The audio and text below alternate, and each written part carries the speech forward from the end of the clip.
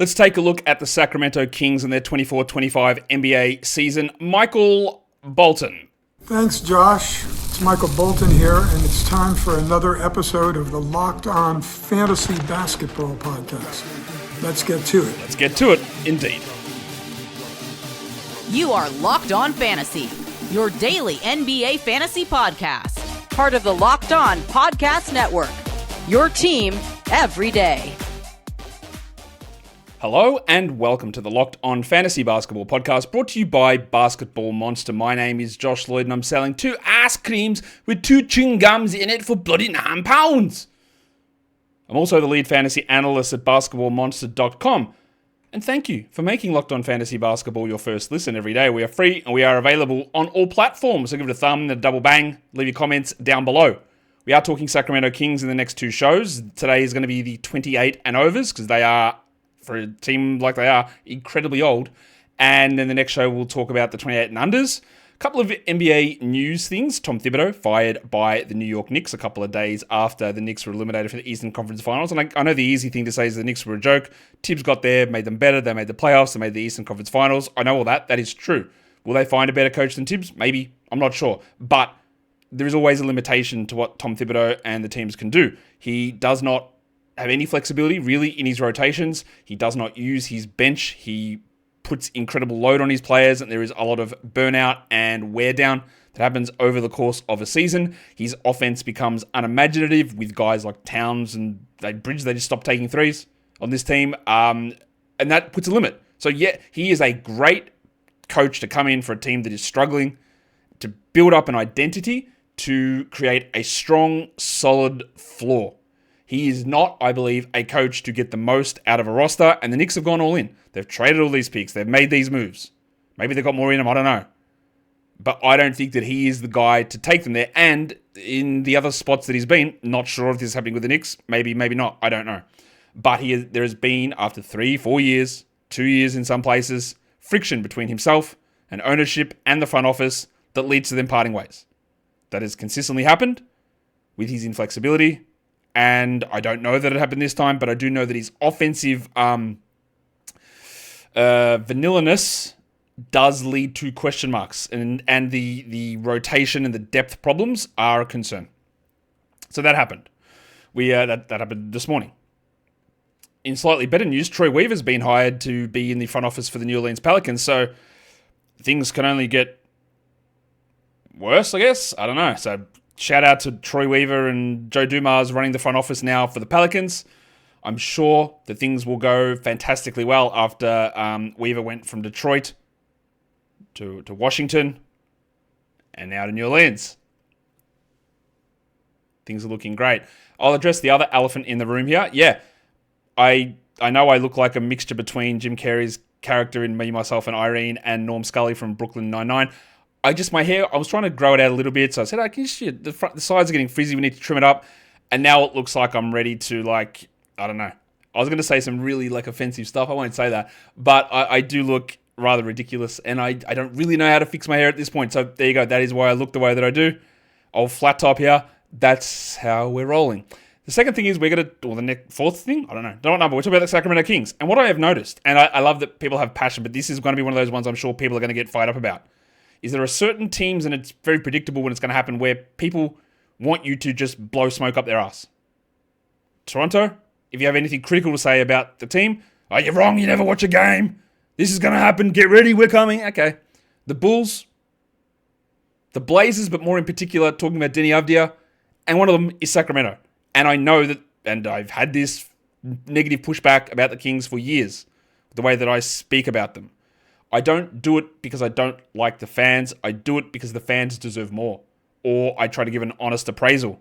If I talk poorly or not to your elevated level of a certain player or a team, it's not because I don't like the player. It's not because I don't like the team. It's not because I don't like the fans. It's not because I want them to not succeed. It's because I'm trying to provide an honest impression or an honest appraisal of where I see the team. And I want more for the fans.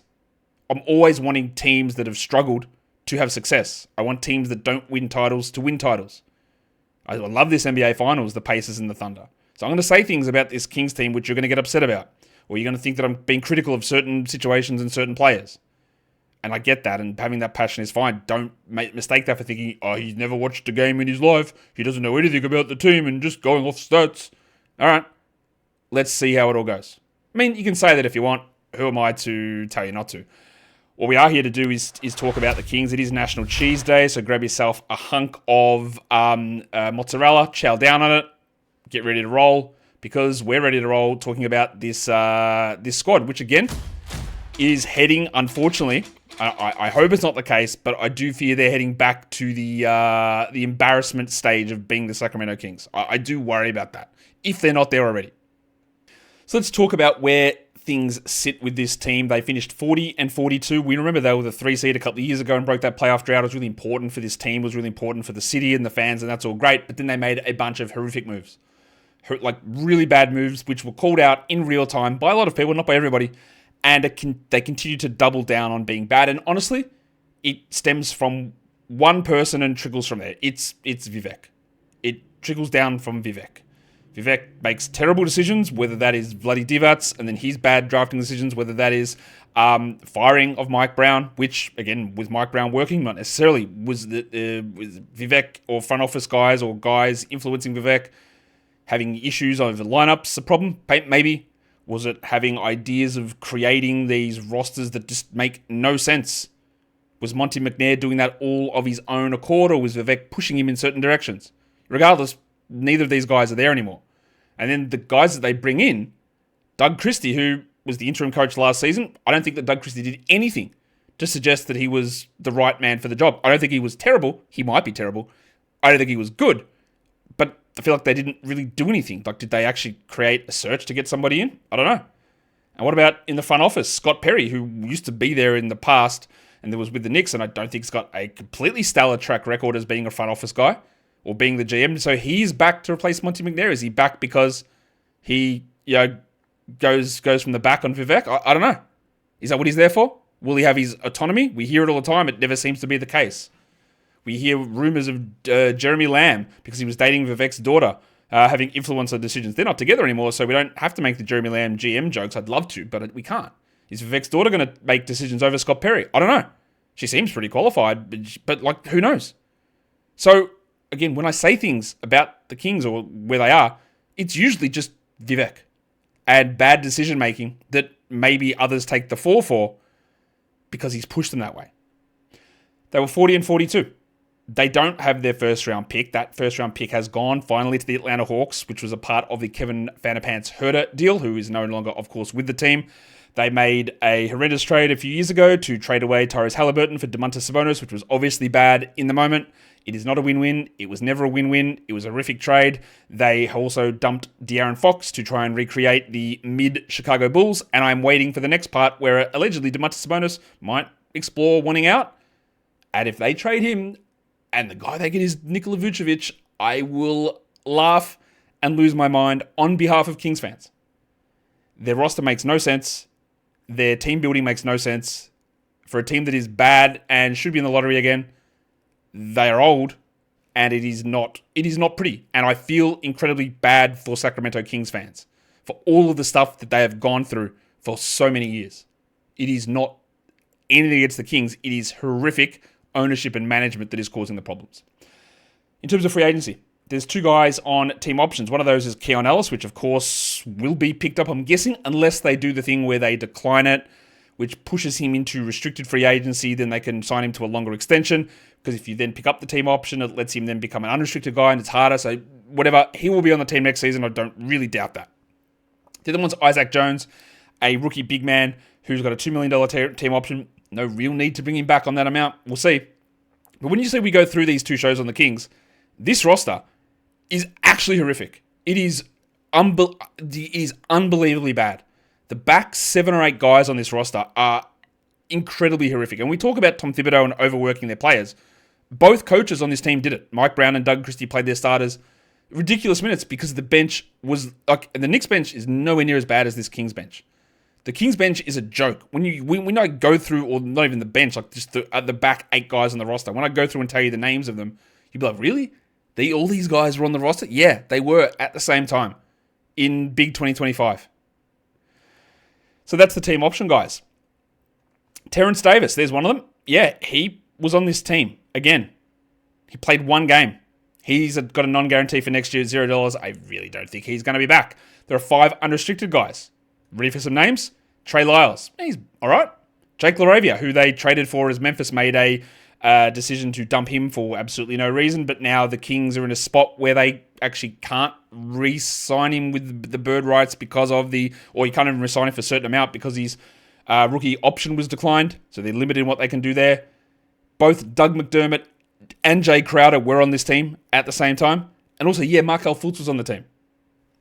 What? This is the back end of their roster. McDermott, Crowder, Fultz, Isaac Jones, Terrence Davis. Sorry? That was their roster. 2 restricted guys, both their 2 ways. Isaiah Crawford, who really just never played. Mason Jones, who's been around a while and didn't really play either. And that's where we're at with free agency. We'll come back and we're going to talk about the big fella himself who may not be in Sacramento anymore, Domantas Sabonis, along with LaVine, DeRozan, and the other over 28s. Today's episode, though, is brought to you by BetterHelp. Men's mental health is something that it does get talked about, but not as much as probably it should, because mental health is something that everybody has. Whether you have good mental health or medium mental health or bad mental health, we all have a level of mental health, and at times men don't address it. 6 million men in the US experience depression, and many can go undiagnosed. But talking to someone, whether it's a friend or a loved one or a therapist, can make a huge difference. And therapy, it's not just for the crisis moments. It can be great in learning how to set boundaries and build healthy coping tools. So hopefully, if something like a crisis moment does occur, well, you're in a position to be able to deal with that, and then you deal with more of it through therapy. But you're not in a spot where you go, I don't know what to do, and you spiral and things go really haywire. Like, having that basis and that foundation is really important. There's over 35,000 licensed professionals with BetterHelp that make it easy for you to find a therapist who understands you.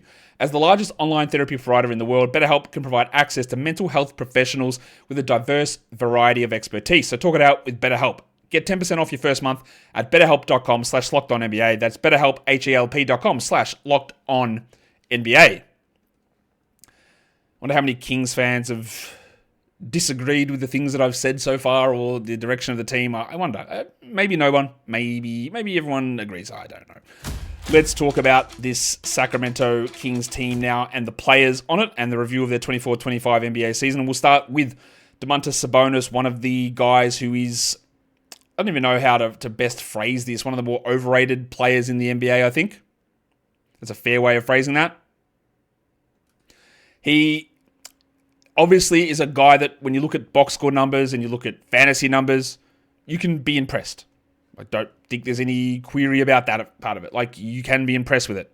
He averaged 19, 14, and 6 assists. Really good numbers. He shot 59 from the field.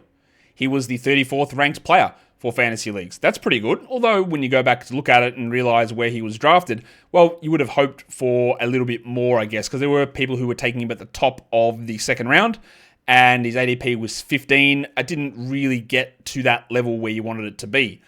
He shot unbelievably from 3, 42%. Of course, he doesn't take that many, but he took a lot more. I do not for a single second believe that Domantas Sabonis is that level of shooter, and defensively, he still sucks. Plainly. What did happen, though, is one of the things we were a little bit worried about, is that the arrival of DeMar DeRozan would lead to lower usage and lower assist numbers. And he averaged 6 assists and was down at 21 usage. Now, he's only 29. He did see some declines in his advanced metrics. Drip and Delta both saw him as in the lower half of the league in terms of improvement numbers. His passing creation still 90th percentile. His time on ball down to 66th percentile. And we can see that usage down really low there compared to where it has been in the past. Sabonis is an interesting guy who does generate assists, but I wouldn't suggest that he's a high-value passer. I don't think he's a creative passer necessarily. He gets a lot and you can run him. He's a smart decision maker for small handoff type stuff. He's a DHO legend, but he's not Nikola Jokic. He's not opening things up that way. He's not a guy that you can necessarily give it to, and he dribbles and brings the ball up the court and all that sort of stuff. So it's for very specific circumstances, but he's one of these players, and this is the part of the problem with the Kings, is they assemble too many of these guys where they're fine. They can be very good players, especially one-on-one, and the numbers are good, but in order to have them on your team, you need to be very, very specific about the players that you put around them because of the significant deficiencies they have. Now, if Sabonis can turn himself into a volume, high-value three-point shooter, that opens things up a little bit. I don't think it happens. But putting him where you've got to have, hey, how do I get defense around this and shooting around this? With DeMar DeRozan, we go, hey, how do I get defense and shooting around this? With De'Aaron Fox, we go, oh, your shooting is okay, but it's iffy and I don't know that I rely upon it. And then he's gone. And then you go, well, now I don't have a point guard. So what do we do with DeRozan here? And then, there's just so many of these guys. And they try to guess with a Keon Ellis and a Keegan Murray as defenders, but they're not rim protectors. And that leads you to the problem where you stagnate with Sabonis putting up numbers and your team going nowhere. It's really as simple as that. It's Sabonis demands a certain amount of playing time because he's good. He's very good. But it doesn't mean the team is better or will be leading to bigger heights. And for us, in a fantasy point of view, if we know Sabonis is playing 35 minutes, which again is a lot, and I think the team's going to be pretty barren again, so I think he'll play a lot of minutes, and we know that he's getting the ball in his hands, the numbers are great. But does he stay in this lower usage role because DeRozan and LaVine are there all season? Maybe. Which means we reassess our judgment of him. Because if he doesn't even shoot 42% from 3 anymore, well, it comes down again the number. He is a third-round player. Now, I'm pretty sure he'll go back-end second round. But we are getting to the stage with Sabonis now at age 29, where declines in his game, you have to start going, is it permanent? And not the most athletic guy to begin with. So I'd always, when players always hit this age, you're always looking to see what you can cash in on for Dynasty. And I do fear that the Sabonis cliff will be pretty aggressive when we actually hit it. He did drop. I think we might get a huge drop at some point. Don't know that it'll be this year, but I worry about how this all fits together. That brings us to Zach LaVine, who, of course, came across in the trade for De'Aaron Fox. So the Kings traded away the player that they kept so they could trade away Tyrese Haliburton. And they get back another player now in this win-now mode without really getting anything in terms of significant draft capital or young prospects or anything like this. LaVine, again, is a solid player. Is he a good player? Yes. Is he a great player? Not really. And trying to pair him with DeMar DeRozan is silly. And there's Sabonis is your other guy there. And yeah, they were, again, maybe your ability to get a return for Fox wasn't the greatest, but also then don't trade him, I guess. The decision-making, again, remains silly. It's also amazing to me that Zach LaVine's older than Domantas Sabonis. It doesn't feel that way. LaVine averaged 23 and 4 with 4 assists. As per usual, bad steals, bad blocks. He is an excellent shooter. 45% from 3, 51 overall, 83 from the line. He was the 48th ranked player this season, 65 in points leagues, averaging 35 fantasy points. I would say, look, his defensive metrics there look horrendous. His passing numbers and his time on ball aren't super high. Again, that's what happens when Sabonis is there. Monk is there. DeRozan is there. I actually think if they did adjust some of the offense, LaVine could do more than this. He can run 28 usage. He can get to 5.5 assists with 26 points. The shooting is great for him, but with the way the team is currently constructed, that does make it hard. It's hard to get there. He's one of the guys that I think, I'm not sure there's any upside necessarily in him massively, like to really blow up and become this awesome player. But in the right scenarios, like you can get value in him. Like I'm almost certain he's not going in the top 4 rounds of drafts. I'm very, very sure of that. Or maybe he will. I'm pretty certain he's not going to go in that area. He had an ADP of 62 this last season, and that was on a Bulls team without DeRozan. I expect he'll probably go in the 60s or 70s next season. And for what you get from him in that area, totally reasonable. I think it'll be totally reasonable. And out of the 3 older veterans on this team, him, DeRozan, and Sabonis, LaVine's probably the one that I'd want to keep and see what we can do around him. And I'm not the biggest LaVine guy. Maybe that just goes more to talk about the way that I value or don't value some of those other guys, maybe. So let's talk about LaVine's former teammate and current teammate, DeMar DeRozan, who the Kings made a play for in the offseason, and it was celebrated in Sacramento. We never get a free agent of this caliber. We never sign someone like this. It's our biggest free agent signing in history. All very true. All very true. It was a terrible decision at the time. I'm not saying they even overpaid for him necessarily. The money is fine, but they gave up an unprotected pick swap, I think it was, to the San Antonio Spurs. Again, Bulls incompetence. They gave it to the Spurs for 2031. Having faith in your own team, the Sacramento Kings, to be good in 2030 or 2031, whichever year it was, when DeRozan is honestly just not going to be playing, it's insane. It is to sign DeRozan and make your team not better is a ridiculous decision. So you can parrot the idea that we got the biggest free agent signing in history for your team. It is insane. And this is, again, DeMar DeRozan, an incredible person, a great guy, a fantastic individual scorer, but a guy that has historically not made his teams better, has historically hamstrung his teams from being great. Historically, without question. And we saw it again on this team. Where does he make sense? Where does he fit? Nowhere. He doesn't make sense on modern NBA teams for the most part if they are trying to be good. You put him on Charlotte, he will average 29 a game, 6 assists. He'll be a top 20 fantasy guy. He'll make the All-Star team. Fantastic. And they'll win 34 games. You put him in Chicago, they win 39 games. You put him in Sacramento, they win 40 games.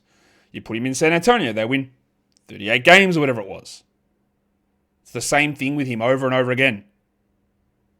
Unbelievable one-on-one scorer, which at times people confuse for being a great basketball player.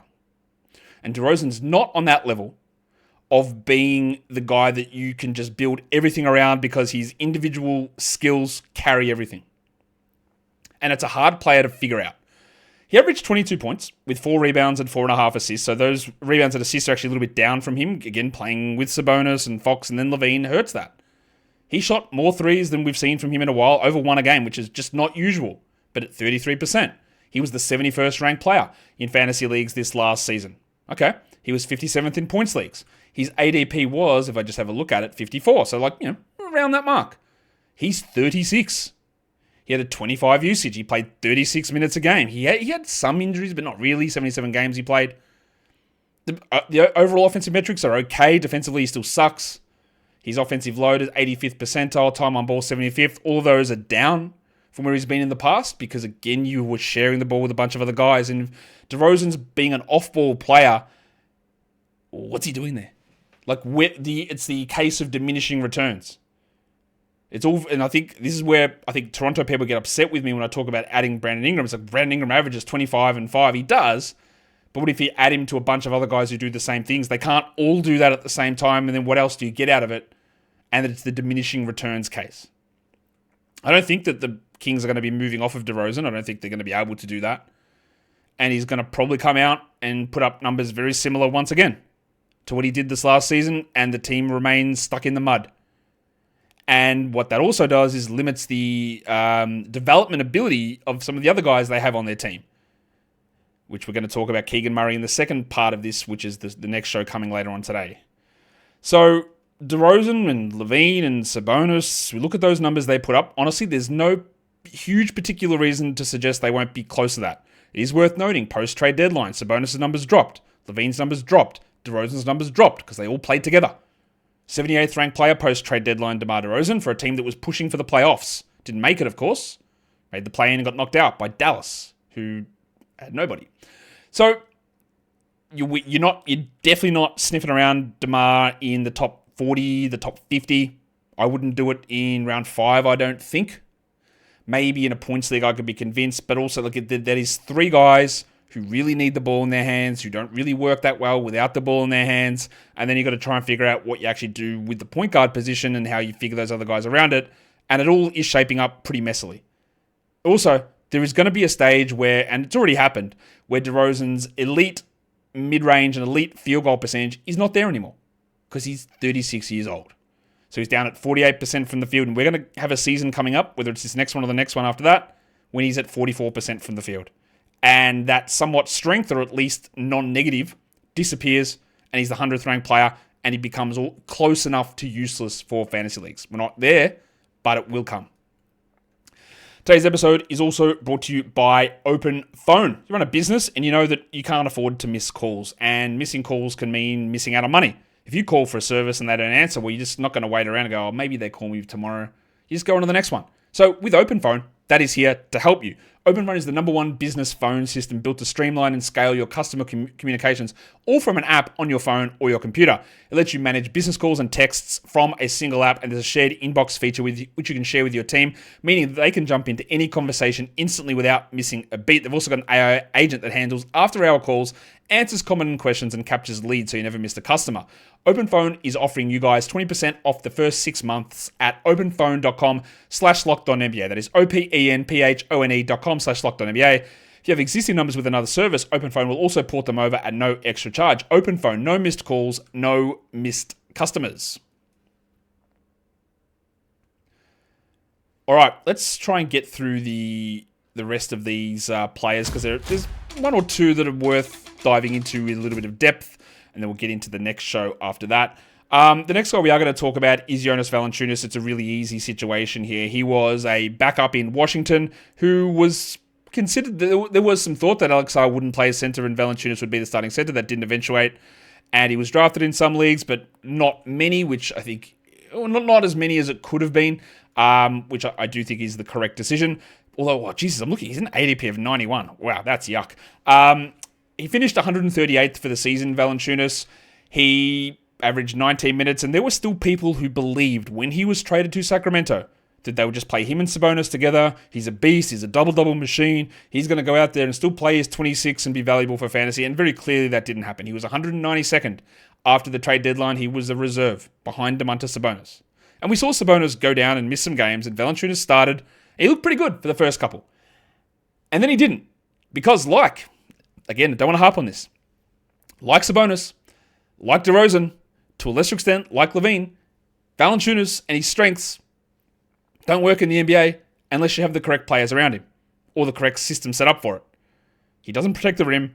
He's not a great three-point shooter. In fact, he barely hit any threes at all this season. Remember, he was the stretch player in New Orleans next to Zion? Bro, get a real shooter. He shot 22% on threes. He averaged 24 fantasy points. Drip had him at 0th percentile. 0th. Not a real word, but 0th. One of the worst decliners in the league. I don't think it was that bad for him. But he also, again, he is a backup big man that in 18 minutes can go out there and have some games where he gets 9 rebounds. He ended up playing 19 minutes a game and averaged 10 and 8. It's pretty good. 0.6 blocks, but nothing else. And the only value in him is waiting for whoever the starter is ahead of him to get hurt. Now, he is still under contract with Sacramento. He'll be back in Sacramento again unless they trade Sabonis. Imagine they trade Sabonis. My second worst nightmare would be them trading Sabonis for Vooch would make me laugh, but also be disgusting. But then trading Sabonis and not having a center and then making Valanciunas your center is just even worse. I'm Kings fans. Just be prepared for the offseason when there are going to be some unbelievable decisions made. And I hope it's unbelievable in a good way. Don't think it is. So I'm pretty sure outside of spot starting for Valanciunas, he's never going to be a fantasy relevant guy moving forward. He's 33 years of age. Again, there'll be situations, look, knock on wood, Sabonis comes out, gets hurt immediately, and Valanciunas starts and plays 28. You'd love it.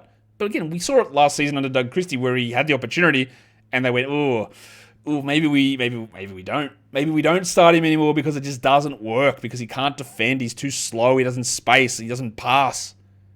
He's a guy that grabs rebounds, and he's a beast at doing that. But the way that things are, he just doesn't make complete sense. Trey Lyles is a guy that I hated watching him play, especially in Detroit. Hated it. One of the worst players, bad, high usage, not a good shooter, poor defensive player. He's improved a lot in Sacramento. He had some pretty good games. He averaged 6 and 5.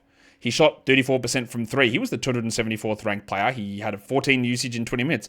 But bro's an unrestricted free agent. He's 29 now, Trey Lyles. He's a backup 4. He's a backup 5. He's useful-ish enough at times, but he's quite inconsistent.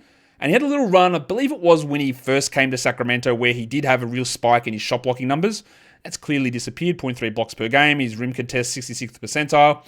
His usage is in the toilet. He doesn't pass. His offensive load, 20th percentile. And DPM thought he declined a lot this season. I actually agree. I thought the season before he was pretty good. He was a pretty solid backup big man. And I thought while he was okay, he was nowhere near the level that he was in the past. And he's at the cliff stage. He's at 29. You don't get better from here. You don't get better. This is especially for a guy of Lyles' ilk.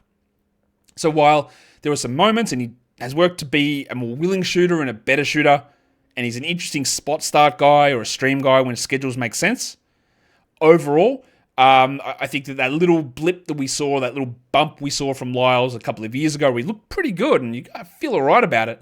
You don't feel that anymore at the age that he's at. The fact that Valanciunas is still there, so time as a small ball center if Sabonis is healthy is limited. He's not going to be playing a huge amount at the 4 because, again, DeMar DeRozan's best position is probably at the 4 as well now in these days. And Keegan Murray still exists. So Lyles is just going to be fighting around, getting his 20 minutes or so, being a useful enough contributor. And that's really about it. The last 2 guys I'm going to talk about here, honestly, I might talk about them as long as it takes for this slide to play through because Jay Crowder was on this team. For what reason, I don't know. The bro was washed 4 years ago. He came in. Remember, he was in their training camp. They cut him and then signed him like a few weeks into the season. He ended up playing 9 games, 11 minutes a game. He's beyond washed. He has been washed for years. Yes, he used to be a really good 3-and-D player. The only thing he's good for now is tweeting in all caps. He's going to go the way of Montrezl Harrell, and I'll see him down in the NBL soon. He's done. He's done. And somehow, not the worst veteran forward that they brought in because Doug McDermott came across as well. Why? I don't know. Your bench forward depth was Doug McDermott and Jay Crowder.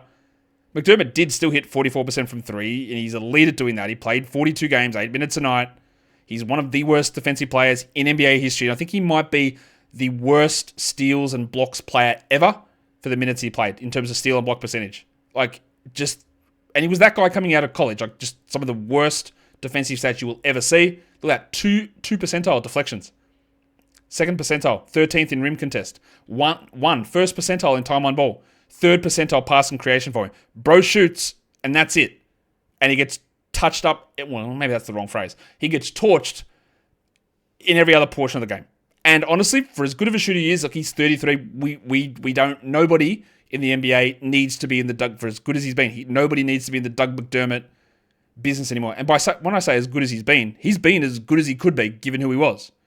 A bench player who hits threes at a high level, who starts games, and you never want him to start games. And that's where he is. But these were the guys that they thought were providing them forward depth. And that, again, is part of the Vivek situation, the Monty McNair situation. But we'll see, won't we? Because it's not Monty McNair anymore. So how many puppet strings is Vivek pulling? The only string that I'm about to pull here is the one to say that it is National Cheese Day, but also the end of this part of the Sacramento Kings season review. So Kings fans, if you're watching, was I unfair?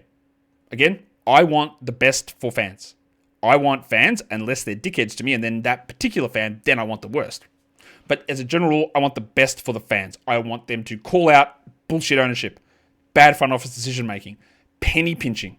I want to call it all out because I want the fans to experience joy. I want the fans to experience a team being run competently. I want fans to experience winning a title. And when teams don't do that, it's not my job to do it. I'm not like the self-appointed, hey, look after the fans guy. But assessment of it suggests to me that this team is not going anywhere because I don't know how they're going to do it. And when the guy in charge is causing all the problems, it's hard to get out of that. So again, Kings fans, am I being unfair about my assessment of DeRozan, the front office, Sabonis, LaVine, Doug McDermott, Valanciunas? It's a mishmash roster with holes everywhere. I do not think Doug Christie is right for the job. I do not think Scott Perry is right for the job. And I know that Vivek Ranadivé is not right for the job. But your job is to hit the thumb on the video, subscribe, get ready for the younger players video, the under 28s, Keegan Murray, Keon Ellis, Malik Monk, the two-ways, Devin Carter. Talk about those guys in that next show, guys. We are done here. Thank you so much for listening, everyone. See ya.